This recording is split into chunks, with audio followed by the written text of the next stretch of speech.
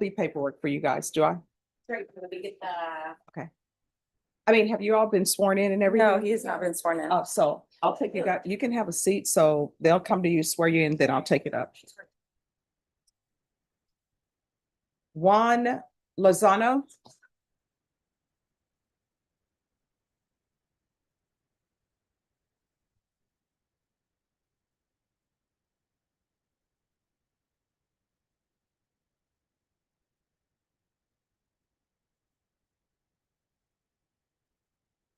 Who's the attorney for Juan Lozano? Bridget.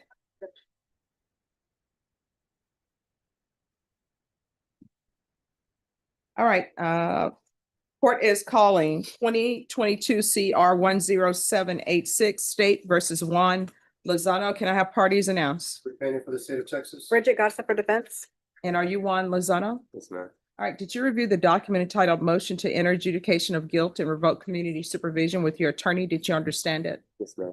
Are you the same Juan Lozano who's placed on deferred adjudication in 2022 CR 10786 for the offense of deadly conduct, discharging a firearm on March 23rd, 2023 for a period of 8 years? Is that you? Yes, ma'am. All right, state. Yes, Your Honor, violation condition number 1, on or about the 19th day of December 2025 in Bexar County, Texas, the defendant, Juan Rogelio Lozano, committed the offense of assault in violation condition number 1. How do you plead to that? True or not true? Sure. True. State will waive the 3 remaining violations, Your Honor. Any objection to the state's waivers? No, Your Honor.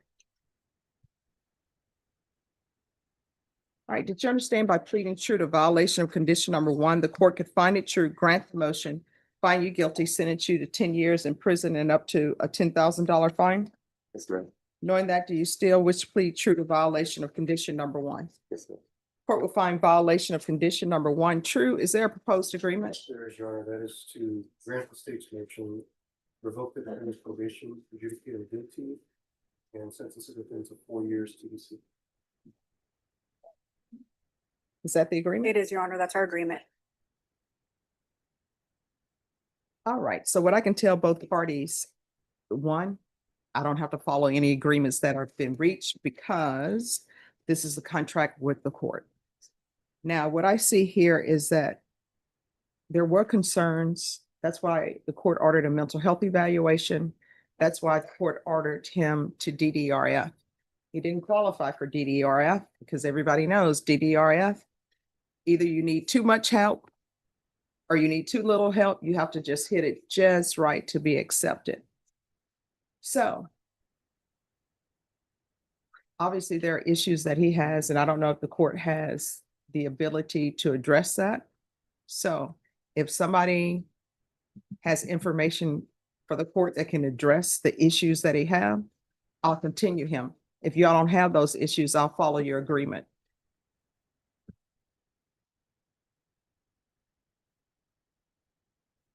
Because it appears to the court that there may be some capacity issue and some mental health issues going on here. At the time of the incident, he was 21 years old. He's now 24 years old. He does need a structured environment because of his mental health issues. The original offer from the probation department was for him to go to state ISF. Although I did not have a recommendation from the state, but because the original offer from state ISF from his original probation officer, I'm assuming that that recommendation was based upon what the court has just mentioned, the mental issues that he was having. Unfortunately, he did not qualify for DDRF. And since then, the mental health issues have not been addressed. He also didn't qualify for the new caseload as well, so that tells me that they may not be as significant as portrayed if they're not even willing to accept this at all. Okay. So what I can do, and I'm, have you all conferred with probation? Briefly, Judge. I may want to confer with probation Okay, extensively. All right. Okay. okay. All right. Thank Thank you. you, Judge.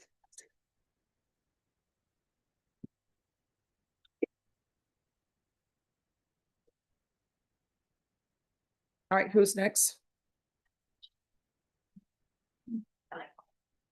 Oh,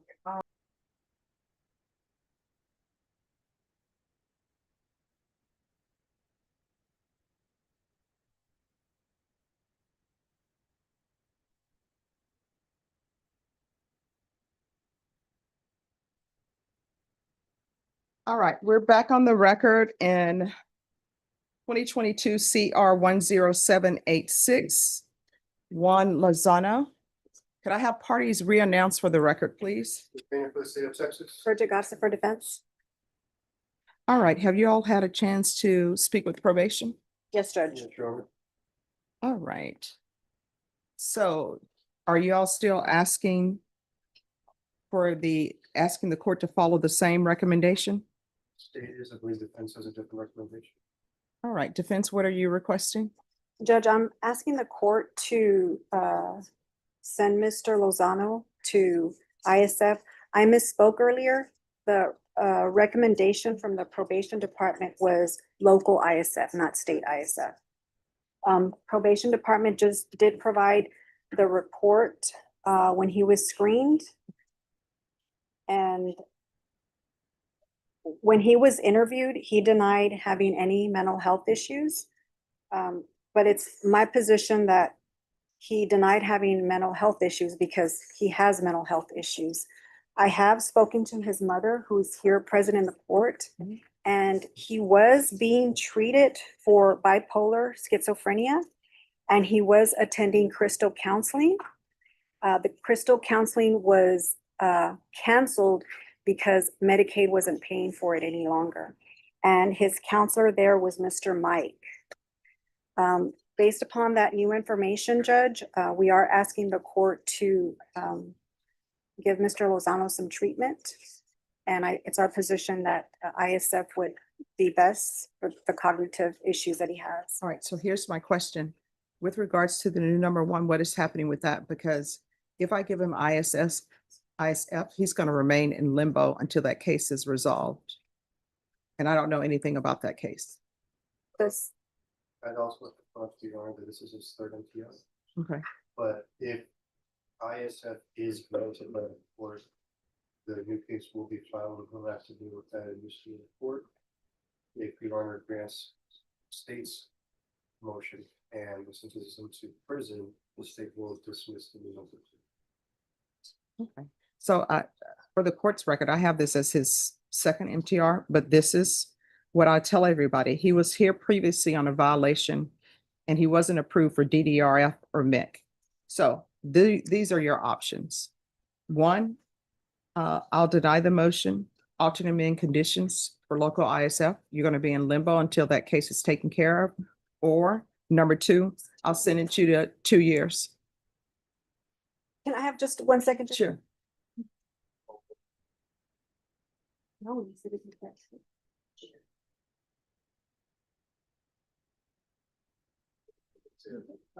All right, yeah, I'll leave it with you. All right, so those are your options. One, I'll deny the motion, alternate amend conditions to ISF. I'm taking under consideration the fact that the defense counsel has in their possession proof that you previously were seeing a doctor for mental health issues. Or I'll sentence you to 2 years. You want to go to inpatient treatment?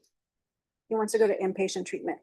Judge, and just to clarify, the state offered to dismiss the new number one if he pled true. And so I believe the state will dismiss the new number one. All right. All right, thank you. So the court will deny the motion, alternate amend conditions to include local ISF and probation based upon new documentation that he's previously been diagnosed with mental health. I'm sorry, that he previously has a mental health diagnosis. Can he be reevaluated for the MIC caseload? I'll put it in your order. Judge, I don't have the documentation. And I it's not conferred the with his big mom. Facebook, maybe, Okay. ASP. All right. And for the record, counsel is saying that's from the the defendant's mother. State. For the new number 1, is there a no contact order that's needed? Quality attorney, For the new number 1, is there a no contact order that's needed? statement that's at the best, yes, Your Honor. All right, and is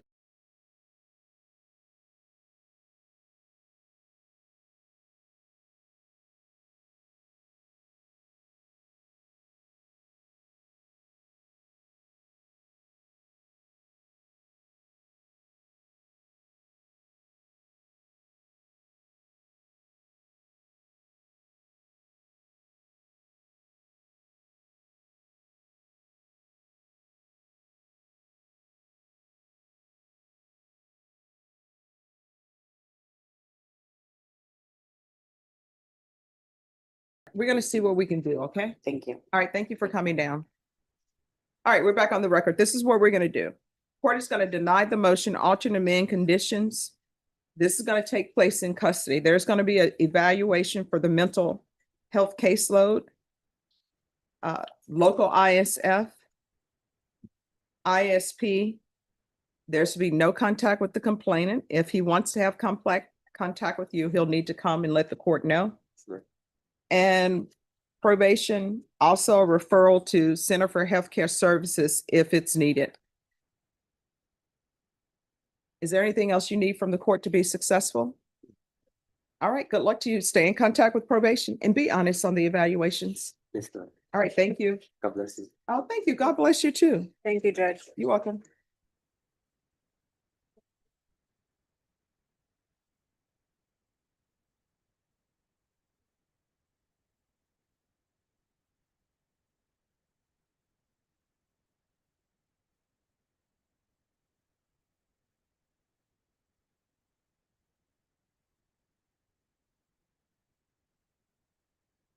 Judge, Yes. I have an attorney asking me for a diary on a case where the guy was found not guilty.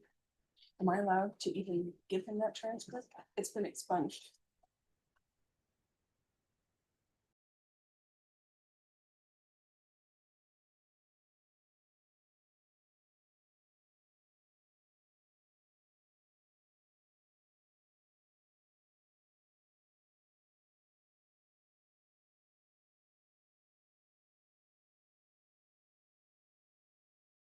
Bring four down, Judge. Eric Allen. That's it. I'm sorry, Aaron Allen. Do you want him up here? Yes, please. Whatever.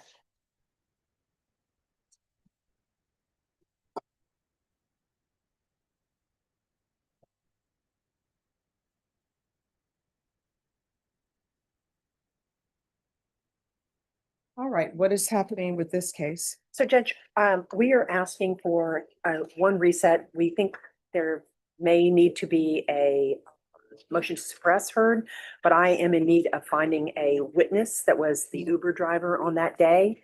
And so I'm asking for 30 days for a reset, and then if we could set it for a contested motion to suppress. When I find that witness, I will know whether or not we need to go All forward on right, it. I'll set it for discovery. Okay, And then if there needs to be a motion to suppress, we can always set it. Ms. Ferguson, I need a 30-day reset. All right, it's March 26th. You were late for court. Do not be late again, okay? All right. All right, thank you. Just have a seat and your attorney will bring the reset form. Thank you. Have a blessed day. Oh, thank you. You too. Yes, ma'am. Thank you. All right, who else? Next one is Robert Lopez, 7 went down. Robert Lopez. I think it's Robert Bettis. Better. And Judge, he's the one on the walker. I don't know if you, I mean, he's gonna have to exit at some That's points, but What is happening with that so case? let me tell you what's happening with that. So that one is, he's got 2 intoxication assault PF cases. The state believes that those are going to be indicted within the next 45 days. So All right, let's now reset this for 45 days, please. he's in jail, April 9th. April 9th. That's fine. I'm on a hunger strike and I can't. Juan Lozano was 20 years old when he was placed on deferred adjudication for discharging a firearm. He was diagnosed with bipolar schizophrenia. He was receiving counseling, and then Medicaid stopped paying for it. The counseling stopped, and no one in the system, not probation, not the programs designed to help him, stepped in to fill that gap. By the time he stood in front of this judge, he had picked up a new assault charge, been denied entry into 2 mental health programs, and had told his probation screeners that he had no mental health issues. Because, as his attorney put it, that's what untreated mental illness looks like. What made this case remarkable was the judge's refusal to just sign off on the agreement and move on. She saw something that the paperwork didn't capture. A young man who had been failed by every system that was supposed to catch him before he fell this far. She paused the entire proceeding, sent the parties to confer with probation, and came back with 2 options: lock him up or actually try to treat him. His mother sat in that courtroom. She had watched counselors come to their home to manage her son's medications. She watched those visits stop when the money ran out. And she was there when the judge finally chose a different path: mental health evaluation, structured treatment, and a no-contact order while the new case gets sorted. Nobody can guarantee this ends well, but this judge gave this case a fighting chance, and that is worth paying attention to. If you found this case as eye-opening as we did, hit that like button. Drop your thoughts in the comments and subscribe for more real courtroom breakdowns, because justice never gets old.